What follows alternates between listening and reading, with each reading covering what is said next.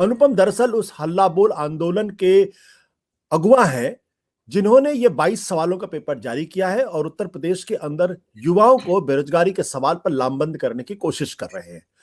अनुपम, आपको ये करने की जरूरत क्यों पड़ी और क्या आपको लगता है कि युवा इसके साथ जुड़ पाएंगे, चुनाव का मुद्दा बन पाएगा? आशुतोष जी, देखिए 2017 में जब उत्तर प्रदेश में भाजपा की सरकार आई थी, तो युवाओं को कई वादे किए गए थे, विशेष तौर पे रोजगार के सवाल पे।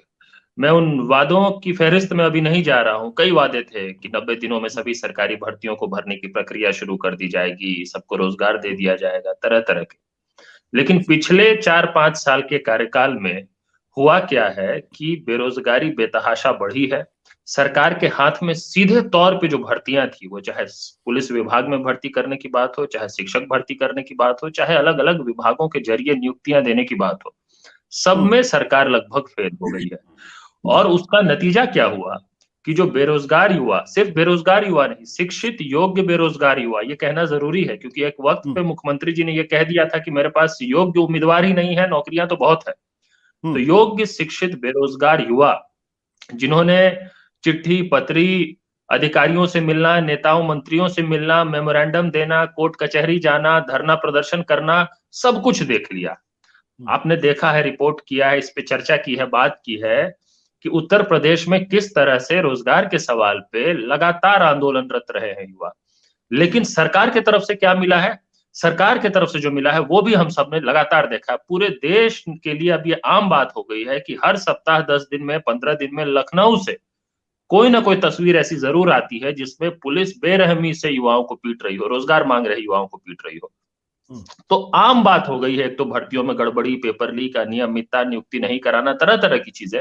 और जब संवाद करने की कोशिश होती है, आंदोलन होता है, सवाल करने की कोशिश होती है, तो उसको लाठी डंडों मुकदमों से कुचलने की कोशिश हो रही है। ये सब होने के बाद इतना मुझे लगता है, और हमारे युवा हल्ला बोल आंदोलन के माध्यम से जितने भी समूह और अभ्यर्थी और युवा जुड़े हुए हैं, उन सबको ये समझ में आने लग गया है कि जब तक सरकार को या सत्ताधारी पार्टी को अपने चुनाव की चिंता नहीं होती है, अपने कुर्सी की चिंता नहीं होती है, तब तक सवाल करते रहने से कोई फर्क नहीं पड़ता है इनको। तो इसलिए, क्योंकि अब देखिए विधानसभा चुनाव है उत्तर प्रदेश में, और चुनाव तो अवसर होता है कि सरकार के 5 साल के कामकाज की समीक्षा होनी चाहिए। वो मुद्दे, जो बुनियादी मुद्दे हैं, जो आम लोगों के जीवन को, युवाओं के जीवन को सीधे तौर पे प्रभावित करते हैं, उन मुद्दों पे सरकार की जवाबदेही तय होनी चाहिए, बात, बहस, संवाद, सवाल जवाब होना चाहिए। लेकिन उसके बजाय आप देख रहे हैं किस-किस तरह के मुद्दे इधर-उधर से, अफगानिस्तान से, पाकिस्तान से क्या-क्या लाया, इंपोर्ट करने की कोशिश हो रही है इश्यूज। हम लोगों ने इसलिए इस कैंपेन की शुरुआत की है, इसलिए इस मुहिम का आज आगाज किया कि उत्तर प्रदेश के चुनावी विमर्श में युवाओं का जो ये मुद्दा है और जो रोजगार का जो सवाल है, वो इसके केंद्र में रहे, इस पर बात बहस हो। और अगले 2.5 महीने 2 चरण में, जैसा आपने कहा, पहले चरण में हम लोग एक पूरी प्रदेश व्यापी यात्रा कर रहे हैं, सभी जिलों में कई बैठकें करेंगे और इन 22 प्रश्नों को, जो रोजगार और पढ़ाई कमाई दवाई जो हमारा सेंट्रल थीम है, उसके इर्द-गिर्द, जो रियल इश्यूज के इर्द-गिर्द जो सवाल है, इन सवालों को हम अंतिम व्यक्ति तक ले जाएंगे, लोगों तक ले जाएंगे, सभी जगह बैठक करके पहले चरण में। और दूसरे चरण में 12 जनवरी के बाद जो राष्ट्रीय युवा दिवस है, उसके बाद हमारी कोशिश होगी, जिस तरह हमने पहले इलाहाबाद में भी कोविड सेकंड वेव से ठीक पहले महापंचायत का आयोजन किया था, हम फिर से युवा महापंचायत उत्तर प्रदेश के ज्यादा से ज्यादा शहरों में कर सके, ताकि फिर से युवाओं का जो एजेंडा है वो चुनाव के केंद्र में रहे, जिस पर बार-बार पहले भी आपने कई बार बहस किया है, वो कोशिश इस बार हम कर रहे हैं। माफ करिएगा अनुपम, बेरोजगारी तो एक अखिल भारतीय समस्या है, सिर्फ उत्तर प्रदेश को टारगेट क्यों किया जा रहा है? उत्तर प्रदेश से आपको सबसे ज्यादा शिकायत क्यों है? नहीं, देखिए, शिकायत तो बिल्कुल राष्ट्रीय स्तर पे है, और ये सही बात है कि अखिल भारतीय समस्या है। और हम लोगों का काम भी सिर्फ उत्तर प्रदेश केंद्रित नहीं है। जैसा आप जानते हैं, हम लोग बिहार में, राजस्थान में, झारखंड में, जो गैर भाजपा शासित प्रदेश है, वहां पे भी लगातार सवाल उठाते रहे हैं, रोजगार का सवाल, बेरोजगारी का सवाल।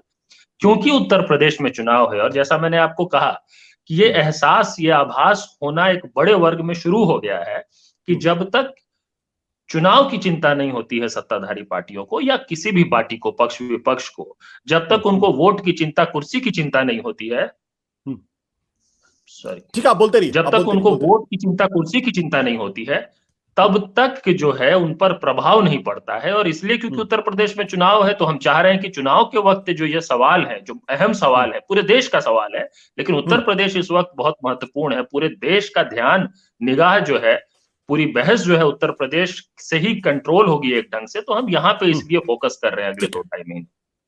सत्य हिंदी का ऐप डाउनलोड करें गूगल प्ले स्टोर पर।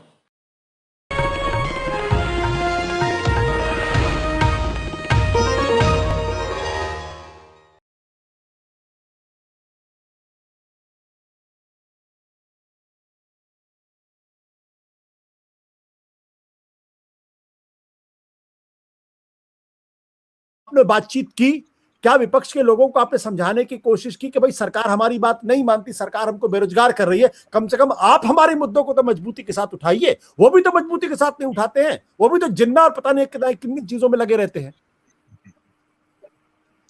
नहीं आशुतोष जी, सही बात है आपकी। और देखिए ये जितने मुद्दे हैं रोजगार के सवाल पे, और जैसा वीरेंद्र जी ने कहा, ये बिल्कुल सही बात है। सरकारी नौकरी अलग मामला है, रोजगार एक ज्यादा वाइडर सब्जेक्ट है। और इस बात को हम लोग आंदोलन में भी समझते हैं और ज्यादातर बेरोजगार युवा भी समझते हैं।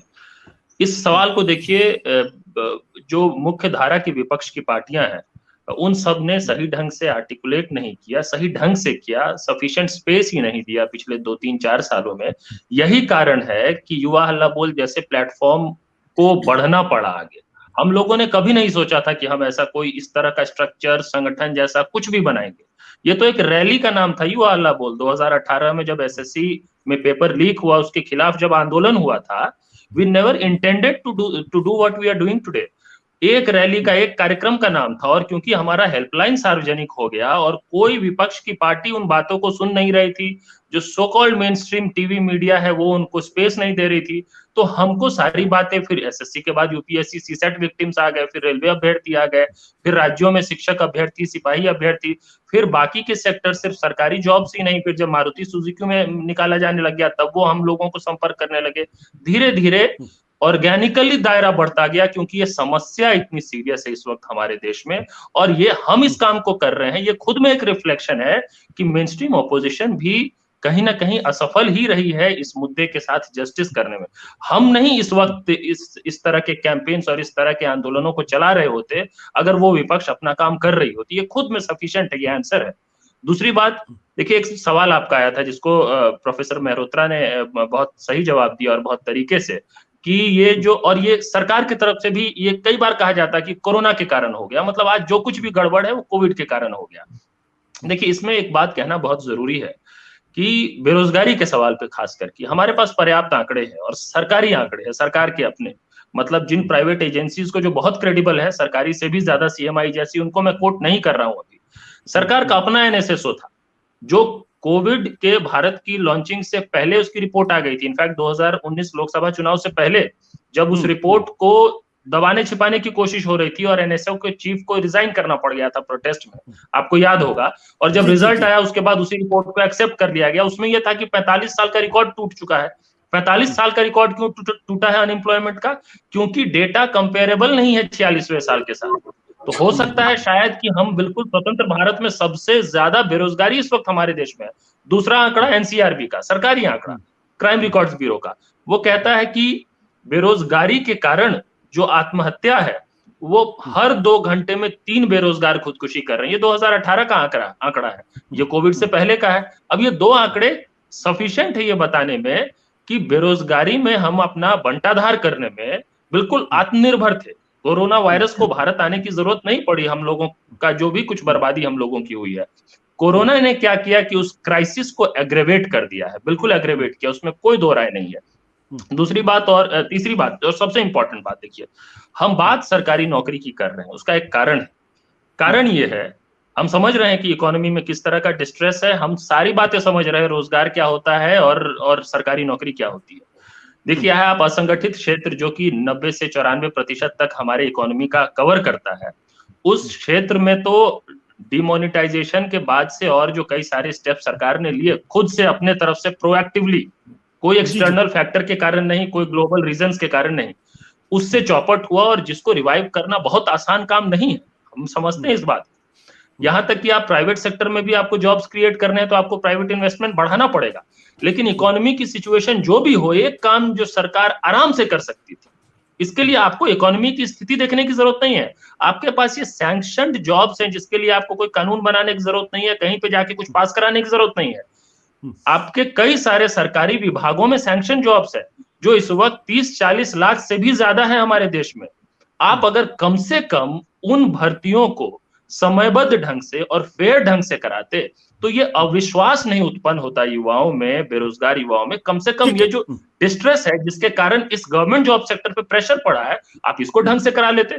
ये आपसे होता नहीं है, ये आप कराना नहीं चाहते, और नहीं कराने के पीछे जो नीतिगत रीजन जो है जिस पर बहुत बात हुई अभी, देखिए क्या है। हम बार बार ये कह रहे हैं, अपने आंदोलन में भी कह रहे हैं, ये कोई प्रशासनिक चूक और एडमिनिस्ट्रेटिव फ्लॉ के कारण नहीं हो रहा है। ये सरकार की नीति और राजनीति का नतीजा है जो हो रहा है हमारे साथ। सरकार जिस ढंग से हमारे राष्ट्रीय उपक्रमों को बेच रही है, जो प्रॉफिट का प्राइवेटाइजेशन हो रहा है, लॉस का नेशनलाइजेशन हो रहा है, उसका नतीजा है कि नौकरियों में कटौती हो रही है और महंगाई बढ़ रही है। महंगाई, बेरोजगारी, और जिसको मैं निजीकरण नहीं कहना चाहता हूं क्योंकि ये सिर्फ निजीकरण नहीं है। एचपीसीएल को ओएनजीसी खरीदती है, आईडीबीआई को एलआईसी बचाती है, रूरल इलेक्ट्रिफिकेशन कॉर्पोरेशन को पावर फाइनेंस कॉर्पोरेशन बचाता है। लेकिन जहां जहां फायदा है, कोयला में, टेलीकॉम में, रेलवे में, बंदरगाह में, पोर्ट में, बैंक्स में, वो सब सिर्फ जाएगा कुछ प्राइवेट लोगों के पास। तो वेल्थ का कॉन्सेंट्रेशन होगा और जो नुकसान है उसकी भरपाई आम लोग अपनी अपनी जेब से करेंगे अलग अलग तरीकों से, तो महंगाई बढ़ेगी। इस बात को हम अपने आंदोलन से कह रहे हैं, बिल्कुल सही ढंग से समझाने की कोशिश कर रहे हैं, लोगों तक पहुंचाने की कोशिश कर रहे हैं। ठीक है राजेश, जो एक